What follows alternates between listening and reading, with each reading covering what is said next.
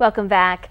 Well, in 2003, e-cigarette usage in the U.S. only accounted for about 50,000 tobacco users. Now that number has skyrocketed, 3.5 million in 2012. Since then, health experts have warned users that the true impact of the device is not known. But a new study alleges that some of the biggest arguments for the use of e-cigarettes are false.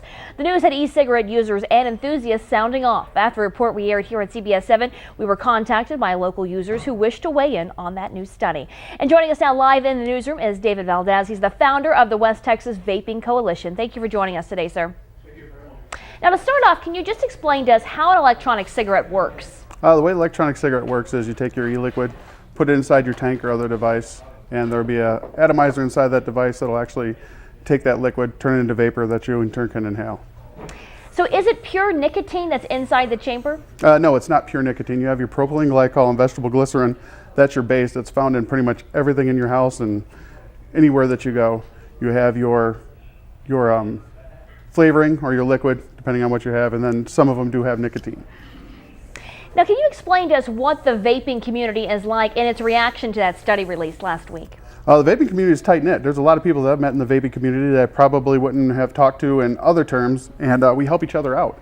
And we're trading back and forth information as opposed to like some of the things that you're putting in your newscast right now about the findings so far, that people are finding that these aren't working. And we're just trying to get together. We're getting beat up on both sides. We have non-smokers saying that we found a loophole to actually smoke, and we have smokers that say we found a loophole to smoke. And we're just trying to get our point across, and we're just making sure that everybody has, listen to both sides of the story before they formulate an opinion.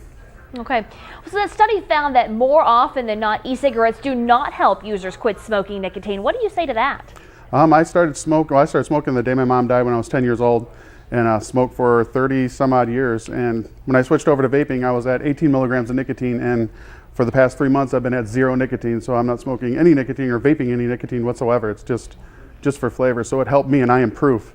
And I actually have a video that I'm putting together and editing for all the other people that are in the vaping community are sending me their videos telling them how they're proof. There's huge proof that this works, but we just need to get our voice out there. Now, there has been a lot of attention paid to the risk of secondhand inhalation. Some have said that secondhand vapor is a legitimate risk. Should e-cigarettes be treated as cigarettes in public settings? I believe not. There are studies that show that, actually there's a case study that I brought with me that they put people in a 60 cubic meter room and had them vape, 5 people vape for 5 hours, and then the same controlled room had people smoke for 5 hours. And none of the harmful substances that were found in smoking was found in vaping. Actually, there was no trace amounts of anything found in the secondhand vapor. Now, a lot of people complain about the vapors and the way these devices appear in public. Do you think there needs to be any kind of rules or etiquette for their use? I absolutely think there should be. I know there's a lot of quote-unquote cloud chasers out there that think that they could go into a restaurant and vape really big clouds and say that it's their right, and that it's just use common sense and common courtesy. I mean, if you're going to go out to a restaurant and you're going to vape after you're done eating, there's ways to do that where you don't cause so much attention to yourself, and I think that's what we need to do. We're trying to point our finger at people in different restaurants saying, well, they don't allow us to vape, but that's no better than pointing their fingers at us calling us smokers. David, what about the possible influence on children? What do you say there? Well, for children, I know a lot of people are saying, well, you're teaching children how to smoke or vape, and I don't think that that's the thing with proper education.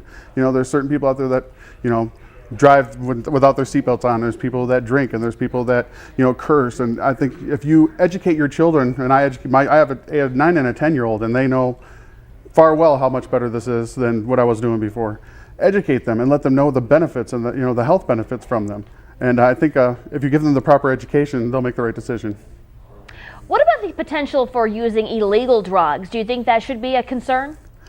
The difference between the systems that you're talking about and the systems that we use, they're huge differences. The only thing that's the same is they both use a battery. And those systems, none of the brick and mortar shops that are in this area carry those, and that's not because they're illegal. That's a moral standpoint. They don't carry them in their shops because they know what they're actually used for. All right.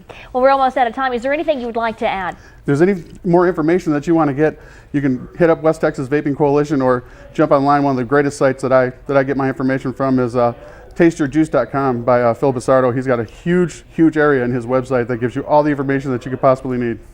All right. Well, we appreciate your time very much today, David. Thank you so much. Thank you.